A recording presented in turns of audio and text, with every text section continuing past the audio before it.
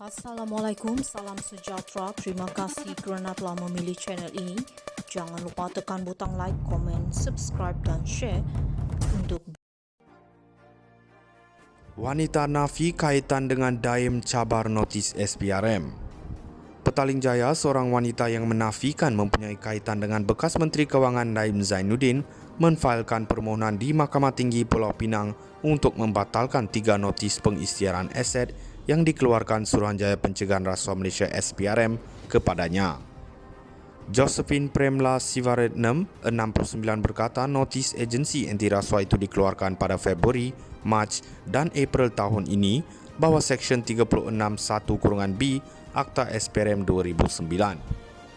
Bagaimanapun bekas peguam itu berkata notis-notis tersebut menyalahi undang-undang, tidak rasional dan dicemari ketidakwajaran prosedur. Beliau juga mahu semua prosiding menurut notis tersebut ditangguhkan sementara menunggu permohonannya selesai.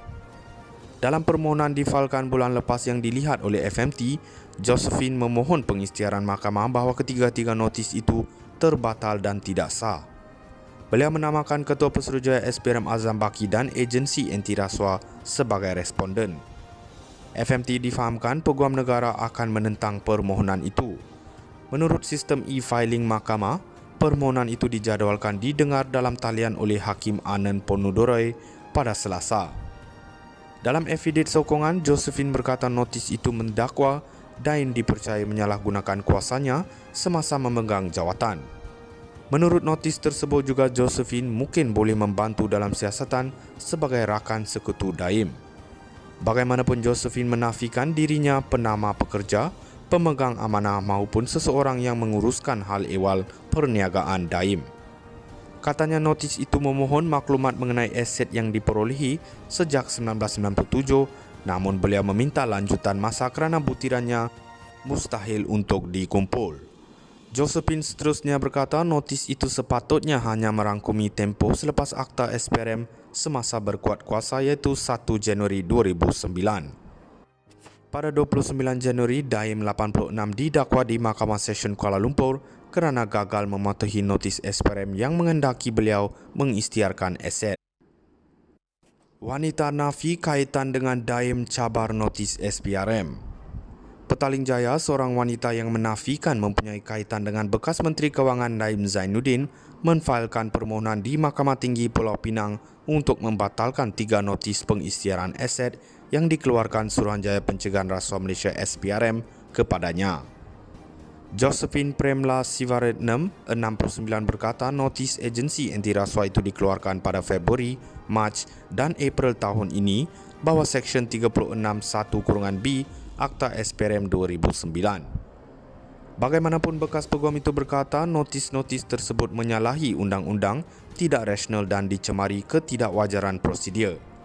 Beliau juga mahu semua prosiding menurut notis tersebut ditangguhkan sementara menunggu permohonannya selesai. Dalam permohonan difailkan bulan lepas yang dilihat oleh FMT, Josephine memohon pengisytiharan mahkamah bahawa ketiga-tiga notis itu terbatal dan tidak sah. Beliau menamakan Ketua Pesuruhjaya SPRM Azam Baki dan agensi anti rasuah sebagai responden. FMT difahamkan peguam negara akan menentang permohonan itu. Menurut sistem e-filing mahkamah, permohonan itu dijadualkan didengar dalam talian oleh Hakim Anand Ponudoroi pada Selasa. Dalam evidit sokongan, Josephine berkata notis itu mendakwa Daim dipercayai menyalahgunakan kuasanya semasa memegang jawatan. Menurut notis tersebut juga Josephine mungkin boleh membantu dalam siasatan sebagai rakan sekutu Daim. Bagaimanapun Josephine menafikan dirinya penama pekerja, pemegang amanah maupun seseorang yang menguruskan hal ehwal perniagaan Daim. Katanya notis itu memohon maklumat mengenai aset yang diperolehi sejak 1997, namun beliau meminta lanjutan masa kerana butirannya mustahil untuk dikumpul. Josephine seterusnya berkata notis itu sepatutnya hanya merangkumi tempoh selepas Akta SPRM semasa berkuat kuasa iaitu 1 Januari 2009. Pada 29 Januari, Daim 86 didakwa di Mahkamah Session Kuala Lumpur kerana gagal mematuhi notis SPRM yang menghendaki beliau mengisytiharkan aset. Wanita nafi kaitan dengan Daim cabar notis SPRM.